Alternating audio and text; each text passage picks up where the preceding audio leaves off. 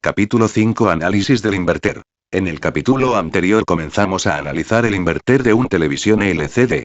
En esta completamos el tema analizándola con toda profundidad por ser una de las etapas más transitadas por el reparador. Introducción. El inverter de un LCD depende sobre todo del tamaño de la pantalla.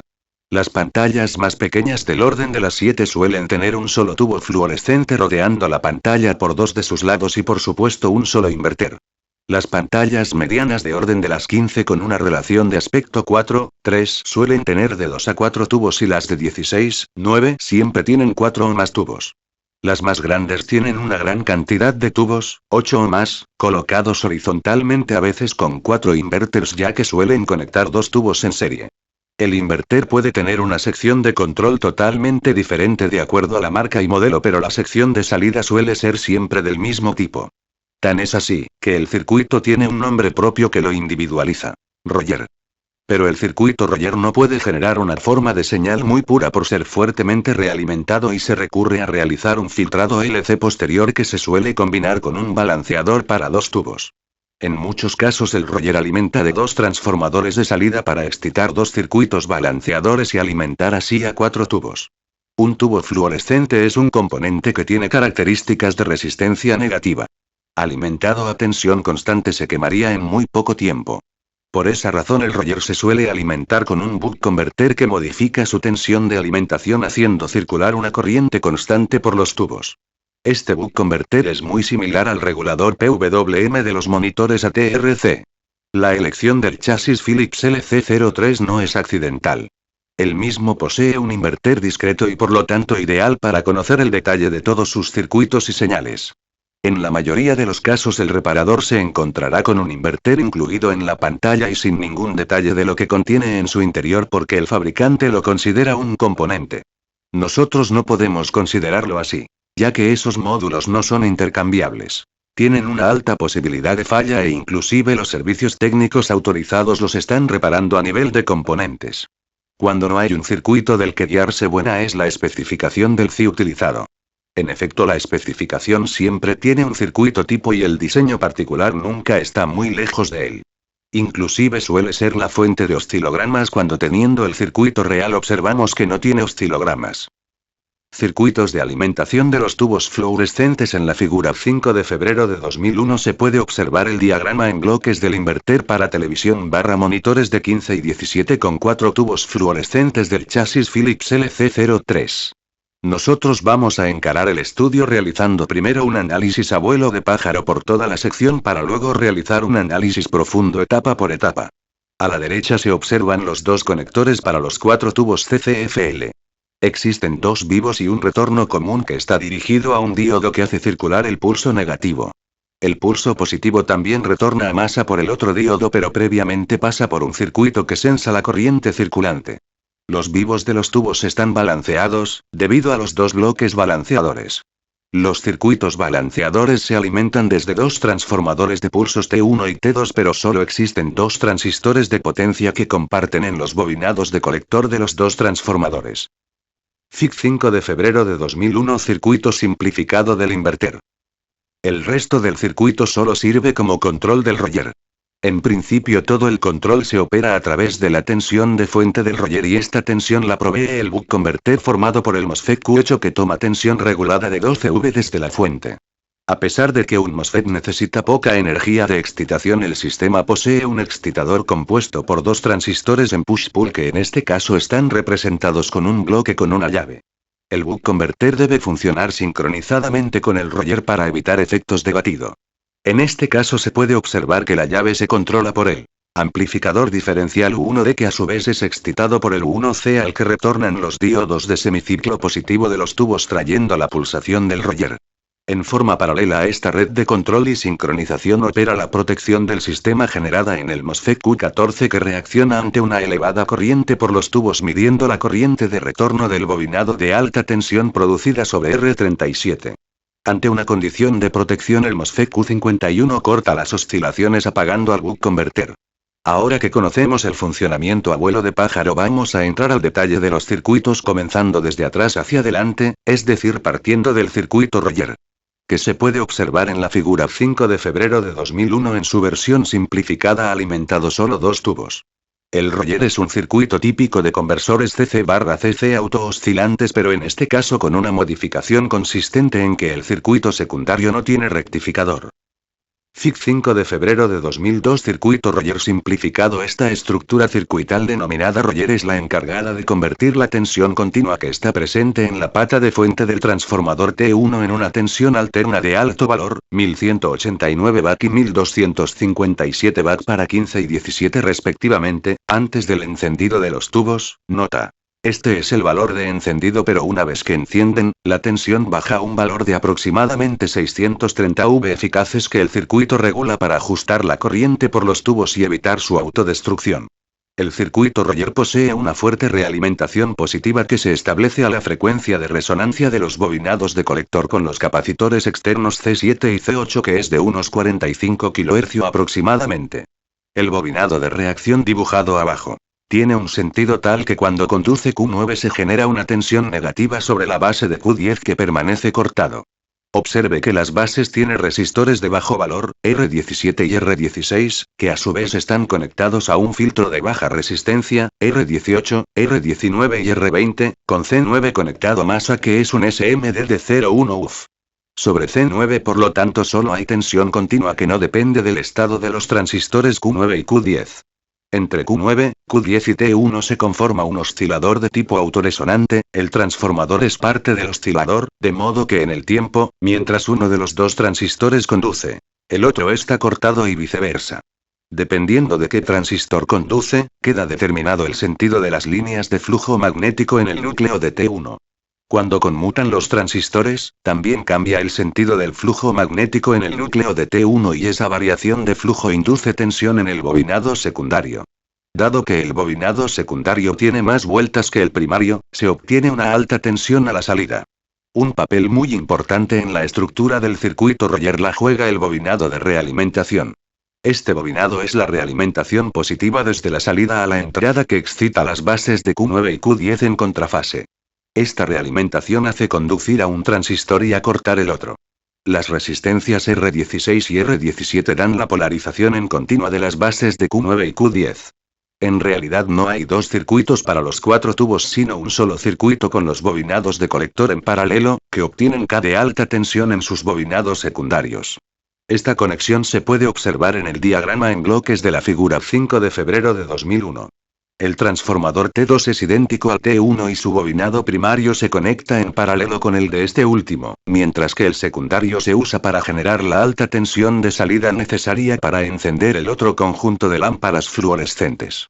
Si se conecta el roller sin el bloque de control, seguro que se queman los tubos fluorescentes y el roller mismo. En efecto, la técnica de funcionamiento del oscilador es hacerle generar la máxima salida aplicándole inicialmente la máxima tensión de fuente. El oscilador se parece a un motor acelerado al máximo y con el acelerador trabado. En cuanto encienden los tubos se generan dos tensiones que ingresan al control. Una por el doble diodo D5 para sincronizar el buck converter y ajustar el período de actividad y la otra por R31 operando como protección de sobrecorriente. Analicemos la corriente por el circuito de alta tensión. La pata superior del secundario de T1 genera una K semisinusoidal que se bifurca por C10 y C11 atravesando los tubos con destino a masa. El semiciclo negativo atraviesa el diodo izquierdo de D5 y el semiciclo positivo hace lo propio por el diodo de la derecha, aunque se descarga a masa en el interior del bloque de control. Este semiciclo es medido para saber qué corriente circula por los tubos. El inductor L3, con sus resistores R21 a R24 que le bajan el Q, al resonar con C10 y C11 suaviza los flancos de la señal reduciendo distorsiones de la K para mejorar la duración de los tubos. La corriente de masa se cierra hacia el bobinado secundario del transformador a través de un juego de diodos tener D7 a D10 y un resistor de bajo valor R29. Mientras la corriente por los tubos tenga valores normales, el diodo D11 toma pulsos negativo de bajo valor que no pueden hacer conducir al MOSFET interno al control. Ante corrientes anormalmente altas, este transistor conduce y corta el funcionamiento del buck converter. En algunos modelos existe un resistor de 1 ohms en paralelo con los diodos y el resistor serie. Observe que la disposición de los diodos tener de 75V es tal que limitan la tensión a 76,2 voltios tanto en el pico negativo como en el positivo. Esto hace que el circuito Roger arranque con muy poca carga hasta que se supera la tensión de 76,2V, cosa que demora unas centenas de ms porque la tensión V1 se establece lentamente.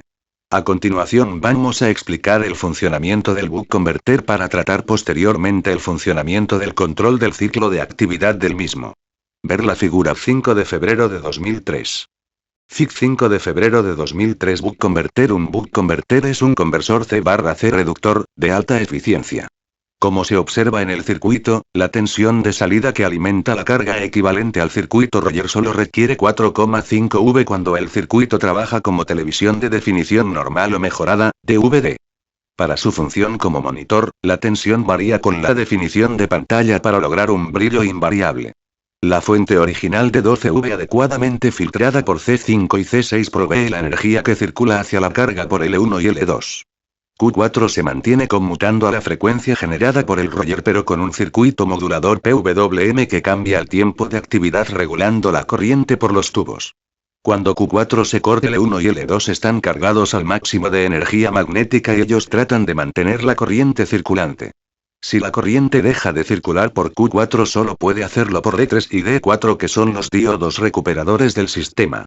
D3 y D4 son diodos muy rápidos del tipo Schottky para minimizar las pérdidas de conversión.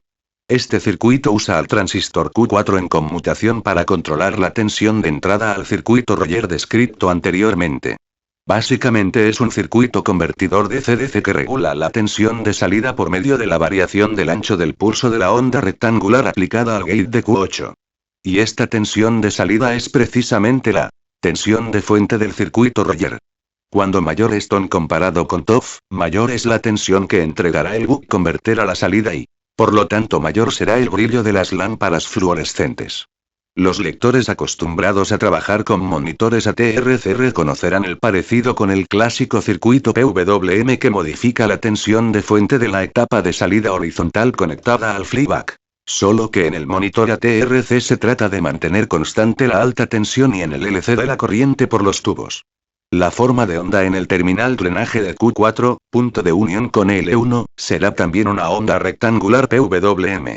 El circuito integrado 1A, LM339A, es responsable de entregar en su pin 1 la onda rectangular que luego pasará por Q5, Q8, Q7, para terminar finalmente en el gate de Q4. En realidad Q5 no es necesario para excitar correctamente al MOSFET de potencia Q4. Pero su utilización permite controlar posteriormente el encendido de los tubos desde el conector de entrada. Para la actual explicación podemos suponer que Q5 está conduciendo plenamente. En ese caso la salida de 1A maneja las bases del push-pull Q7 y Q8 que generan una muy baja resistencia de salida adecuada para atacar al gate de Q4 con una onda rectangular sin redondeos debido a la relativamente alta capacidad de entrada de un MOSFET de potencia. Es muy importante saber que el buck converter necesita una carga mínima para funcionar. No puede probarse en vacío porque no funcionaría al no existir corriente por los inductores L1 y L2.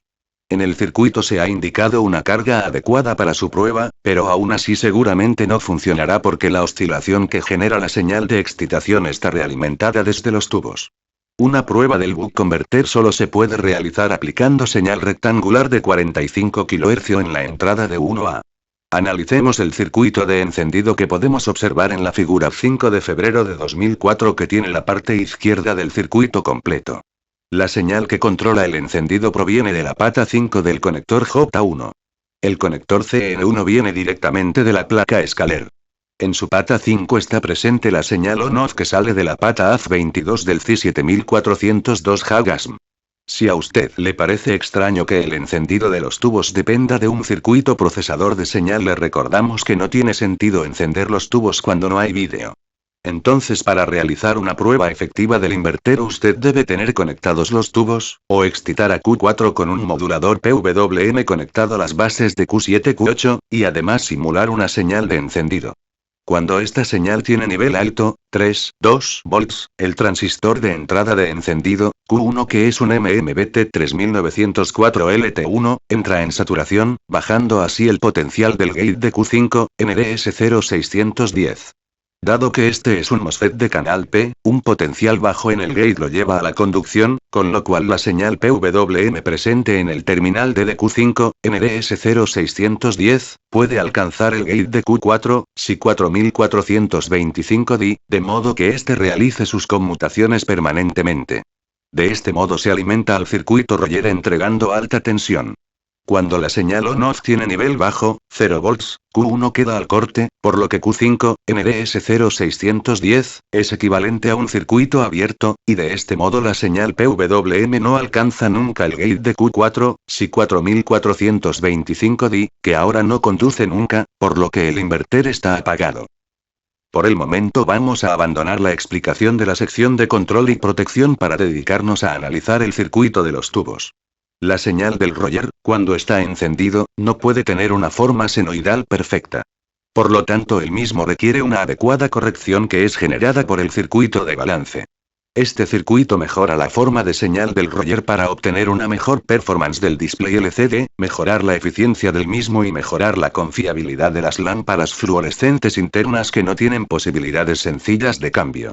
El circuito de balance debe mejorar la pureza de la forma de señal que debe entregar el circuito de alta tensión para encender las lámparas fluorescentes. Las especificaciones a mejorar son las dos siguientes.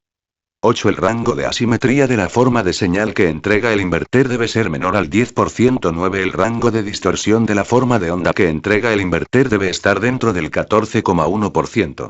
5 de febrero de 2004. Sección izquierda del circuito completo del inversor. FIC 5 de febrero de 2005. Sección derecha del circuito completo del inverter. Se debe entender por rango de asimetría y rango de distorsión lo indicado en la figura. 5 de febrero de 2006. FIC 5 de febrero de 2006. Definición de asimetría y distorsión sintéticamente. La forma de señal que debe entregar el inverter debe ser lo más parecida posible a una sinusoide. Muy difícilmente un circuito como el Roger entregue a su salida una forma de onda con el grado de pureza especificado anteriormente, y este es el motivo por el cual un circuito de tipo resonante LCR se agrega inmediatamente después del Roger. Ver la figura 5 de febrero de 2005 arriba a la derecha los componentes C12, C13 y L4.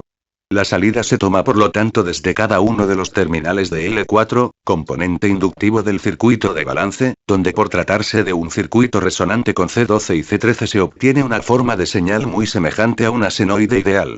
Ver la figura 5 de febrero de 2007. FIC 5 de febrero de 2007. Forma de señal corregida. En el circuito colocamos una onda triangular como señal del generador y observamos que el filtro suaviza los flancos de la misma.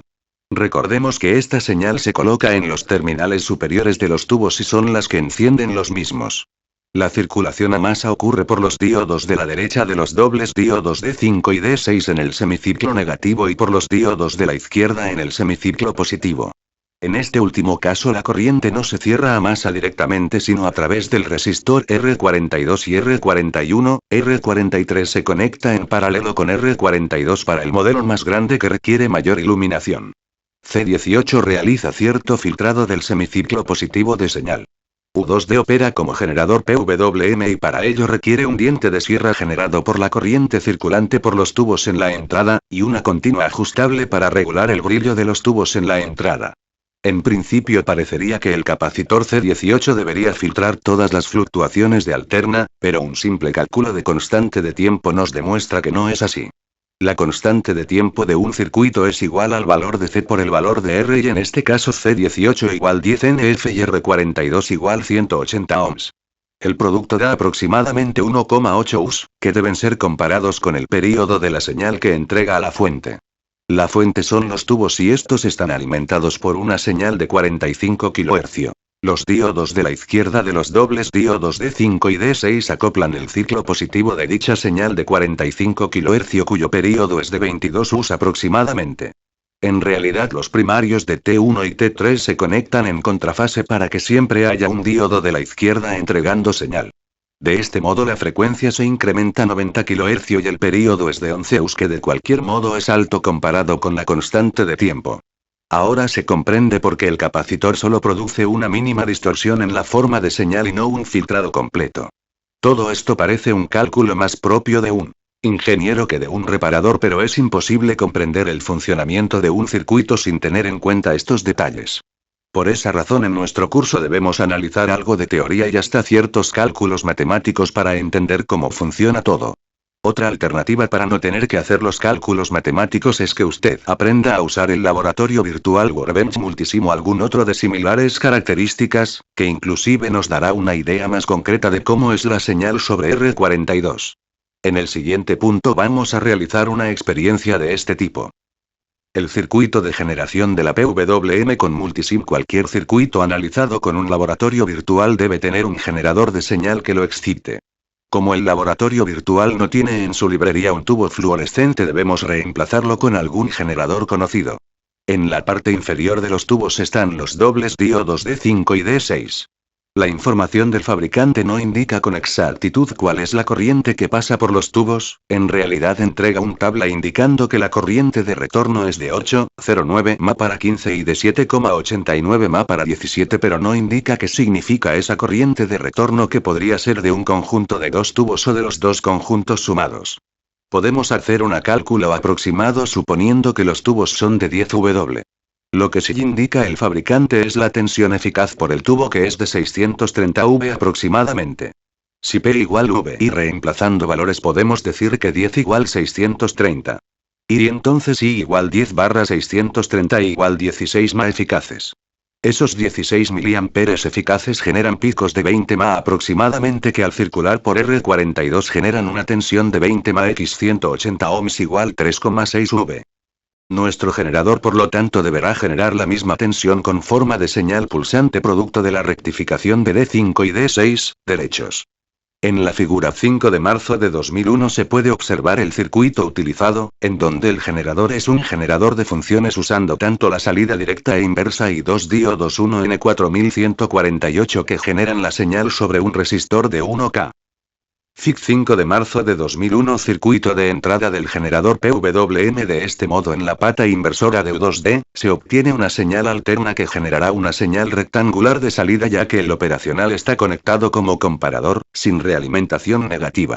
Sobre la misma pata inversora se conecta una tensión continua para fijar el nivel de recorte del operacional formado por la misma R42 y por R41, con la posibilidad de agregar R43 en algunos modelos.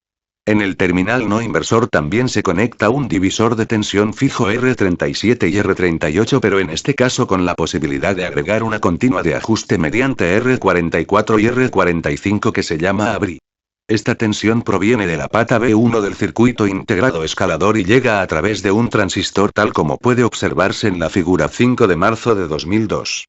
En donde también puede observarse un transistor colocado en el camino de la señal de encendido del inverter. Fig 5 de marzo de 2002. Sección del escalador relacionada con el inverter. Por supuesto que la señal sale del escalador como una PWM, pero en el camino de salida del transistor 7403 existe un capacitor que filtra la señal y recupera su valor medio para ser aplicada como una continua que ingresa por la pata 4 del inverter. Usted se preguntará qué es el escalador y qué tiene que ver con el control de brillo de los tubos.